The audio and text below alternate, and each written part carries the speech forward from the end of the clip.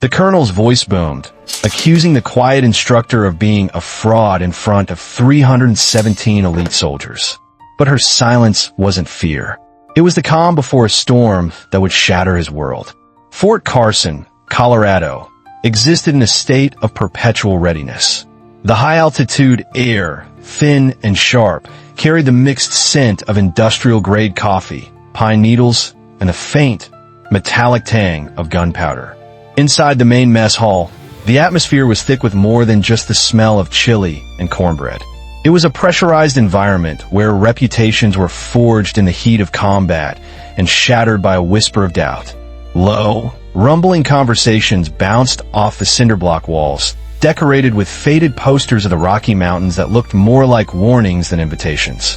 At a table in the corner, away from the boisterous epicenters of laughter and bravado, sat Ava Thorne.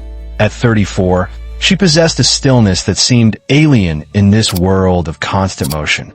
Her honey blonde hair was pulled back into a severe ballet dancer's bun, so tight it seemed to pull at the corners of her eyes, which were the color of a winter lake, calm, deep, and cold.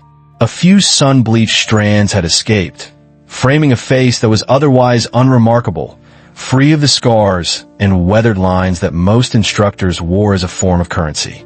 She was eating methodically, each movement of her fork precise, economical. It was the deliberate grace of a surgeon, not a soldier. To the recruits, she taught basic communications. She was an anomaly. To the hardened veterans, she was the charity case, a desk jockey who'd somehow landed a teaching gig among warriors. The rhythmic, menacing click of polished boots on the concrete floor silenced the tables one by one.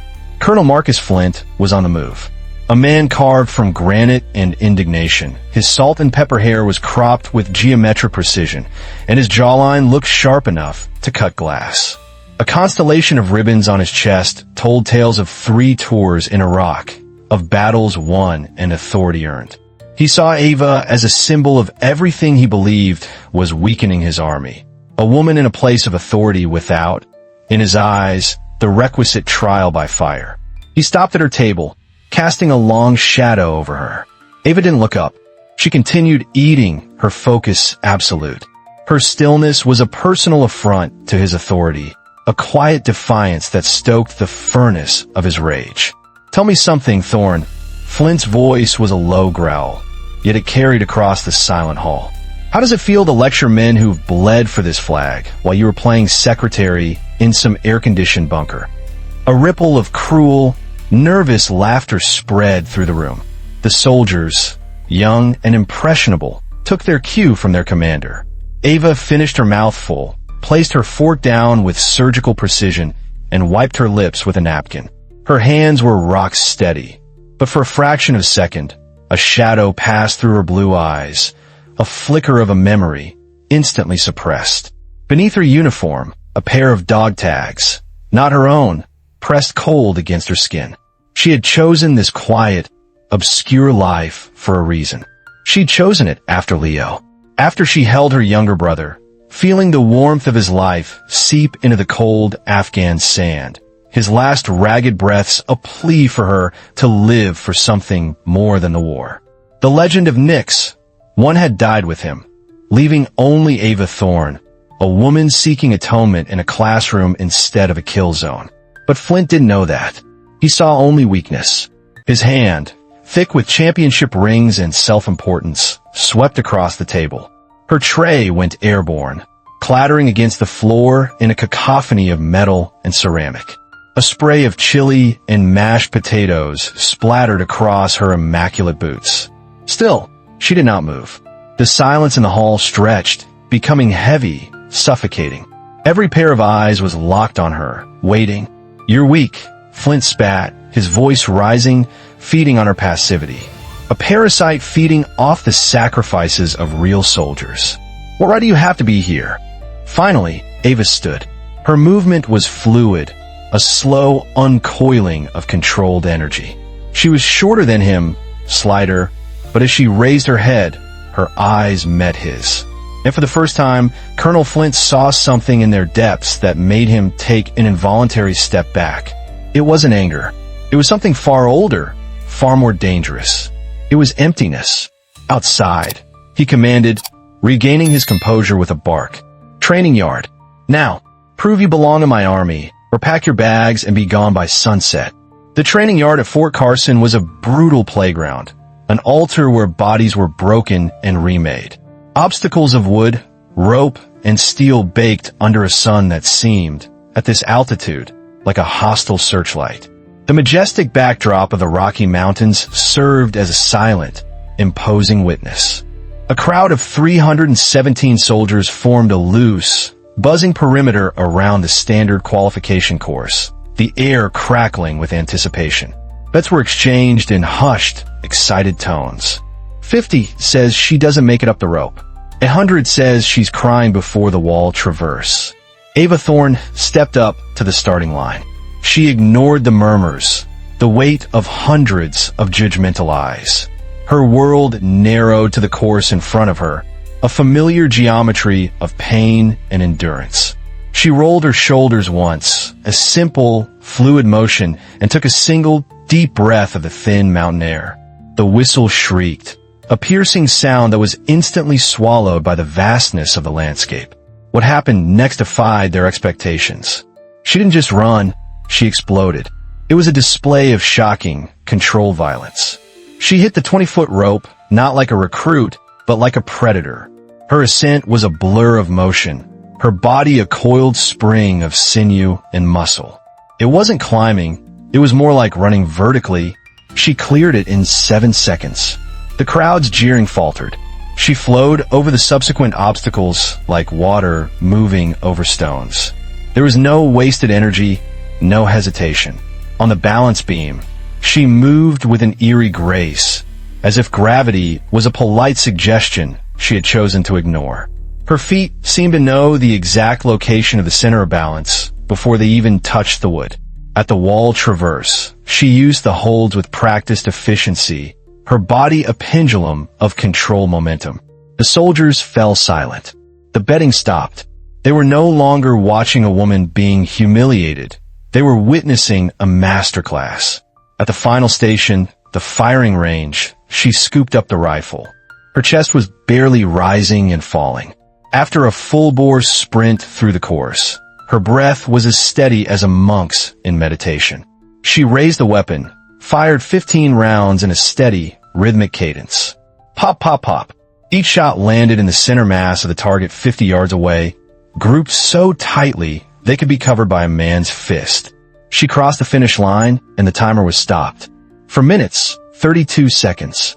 The Academy record, held by a legendary Delta Force operator, was 5 minutes, 18 seconds. A collective, involuntary gasp rippled through the assembled soldiers. The silence that followed was profound, broken only by the wind whistling down from the peaks. Flint's face, which had been a mask of smug superiority, had turned a deep, mottled purple. He strode forward, his voice a loud, brittle growl designed to reassert his dominance. "Lucky run," he bellowed for all to hear. "She's probably practiced that specific course 1,000 times in her little office, planning to impress us. Real combat isn't choreographed, Thorne." He stepped closer, invading her personal space, his voice dropping to a venomous whisper that was somehow more threatening than his shouting. "That Medal of Honor on your record, we all know what that is.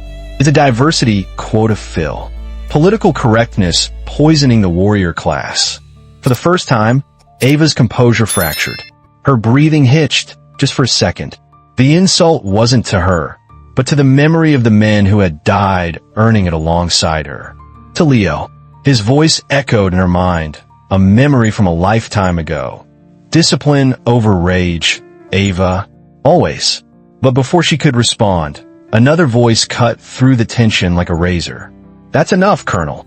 The crowd parted to reveal Master Sergeant Isabella Izzy Rossi. She was a legend in her own right, a woman whose career in special operations was spoken of in reverent tones until an IED in Fallujah had ended her field days. She moved with a slight, rhythmic limp, the carbon fiber prosthetic that replaced her left leg clicking softly on the concrete with each determined step. Her eyes, dark and sharp, were fixed on Colonel Flint with an expression of cold fury. A few of the older NCOs in the crowd stiffened in recognition. When Izzy Rossi spoke, you listened. "You want to talk about diversity quotas, Colonel?" Izzy's voice was calm, but it carried the weight of authority that had nothing to do with rank. "Let me educate you about the woman you're insulting." Ava's hand shot out, a silent plea, and grasped Izzy's wrist. "Izzy, don't." Izzy gently shook her head, her gaze never leaving Flint. She turned slightly to address the silent, captive audience of soldiers. November 15th, 2015. Khyber Province, Afghanistan. Firebase Chapman is being overrun. Izzy's voice painted a vivid, terrifying picture. It's not a skirmish. It's a coordinated assault by over 50 Taliban fighters. Inside, 12 Americans are pinned down. Air support is 20 minutes out, which might as well be a lifetime. The soldiers leaned in, sensing they were about to hear a story that wasn't in any official textbook. The enemy has them in a kill box. No way out. Then, one operator breaks cover. One deliberately draws the fire of every machine gun and RPG aimed at that compound. It's a suicide run, but it's not. This operator uses the chaos to create an escape corridor for the others. Izzy paused, letting the weight of the words sink in. That single operator eliminated 19 hostile combatants while simultaneously evacuating the wounded. 19, under continuous, overwhelming fire. Her voice grew harder, laced with the memory of loss. Staff Sergeant Leo Thorne took shrapnel to the chest during that extraction. He died in his sister's arms. And while he was dying, she continued to lay down suppressing fire with one hand, while trying to compress his wounds with the other. She held that impossible position for 6 minutes until the medevac arrived. 6 minutes that felt like an eternity. Ava's face was a mask of stone, but her knuckles were white where she gripped the top of a nearby barrier. The memory crashed over her. The smell of cordite and dust, the hot, sticky feeling of Leo's blood on her fingers, his voice growing weaker, begging her to let him go, to save the others. "Nix," an old sergeant major near the front whispered, the name escaping his lips like a ghost. The name rippled through the crowd like an electric current. Nix 1, the ghost. The impossible Standard whispered about in classified debriefs. The operator credited with 37 high-value target eliminations. The woman who had earned the Medal of Honor and then simply vanished. Classified operations in Syria, Yemen, Somalia. Izzy continued, her voice relentless, stripping away every layer of Flint's arrogance. "Lead operator for Task Force 11. Colonel Flint," she said, turning her burning gaze directly on him. "The intelligence briefs you read every morning, the tactical doctrines you teach, half of them are based on intel from missions she ran. She wrote the book you're trying to hit her with." Flint's face had drained of all color. His authority, his entire world, was crumbling around him, being dismantled piece by piece in front of his men. "Still thinks she needs to prove herself?" Izzy asked, her smile as sharp as a knife's edge. Flint's jaw worked, but no sound came out. He was trapped, exposed, and humiliated, in a desperate primal act to reclaim some shred of his shattered pride. He fell back on the most basic language of a soldier. "If you're really Nix 1, he finally choked out, his voice raspy. "Then settle this properly. Combatives ring. Standard rules." The challenge hung in the air, a grenade with the pin pulled. The combatives ring materialized from the crowd. A square of rubber mats surrounded by a living wall of 317 soldiers. The air was thick with a tense, sacred silence. It was no longer a spectacle. It was a reckoning. Ava Thorne stepped through the ropes, her movements stripped of all flourish, each gesture economical and purposeful. She had removed her outer blouse, revealing a simple gray t-shirt and arms corded with the kind of functional muscle built not for show, but for survival. A faint network of silvery scars crisscrossed her forearms, a roadmap of stories she would never tell. Across from her, Colonel Flint bounced on the balls of his feet. He was 50 pounds heavier and a head taller, a man running on a volatile cocktail of adrenaline and wounded pride. He was a bull, and he saw a red flag. The referee, A grizzled master sergeant with a face like a worn leather boot looked between them, his concern barely concealed. "Standard rules," he announced, his voice tight. "Fight ends by submission or inability to continue." Flint lunged before the words had finished echoing. He threw a haymaker, a wild, powerful punch designed to end the fight before it began, to reclaim his dominance with brute force. Time dilated for Ava the way it always did in the heat of combat. Each millisecond stretched, giving her an eternity to think, to react. She didn't retreat. She shifted her weight a mere inch, a subtle pivot on the ball of her foot. Flint's fist, carrying the full force of his body, whispered past her ear, close enough for her to feel the displacement of air. His momentum carried him forward, leaving him overextended and off balance for a fraction of a second. A fraction was all she needed. Her hand shot out, not to strike but to grip his wrist. As his body hurtled past, her other hand found his elbow. She didn't resist his force. She redirected it, becoming the calm center of his storm. Her hip checked his center of gravity, and she pivoted, using his own weight and momentum against him. It was a fluid, devastatingly simple application of physics. The sound was sickeningly loud in the dead quiet of the training yard. A sharp, distinct snap like a thick, dry branch being broken over a knee. In that precise instant, as Flint's scream began to tear from his throat, the image that flashed in Ava's mind wasn't a battle. It was of a sun-drenched afternoon years ago, in a similar ring with her brother. Leo, laughing, rubbing his sore shoulder. "You're too fast, Ava. Give us mortals a chance." The memory, so full of life and love, hit her harder than any physical blow ever could. She had broken her brother's opponents just as easily, always protecting him, until the one day it mattered most. Flint crashed to the mat, his arm bent at an unnatural, impossible angle. The scream that had started in his throat finally erupted, a raw cry of shock and agony. Ava stepped back. The fire in her eyes was gone, replaced by a profound, hollow emptiness. She looked like a spent shell casing. She knelt beside the writhing colonel, her voice pitched low for his ears alone. "Your arm will heal in 8 weeks. Your pride might take longer. Start today." Then, to the utter astonishment of every soldier watching, she extended her hand to help him. He stared at it, his face a mask of pain and disbelief. Pride warred with agony in his eyes. Around them, the paradigm of their world had been shattered. They had been taught to worship strength, to follow power. They had just watched true power choose mercy. "Medic," Ava called out, her voice clear and steady. She supported Flint's weight as he struggled to his feet, her expression not of triumph, but of weary duty.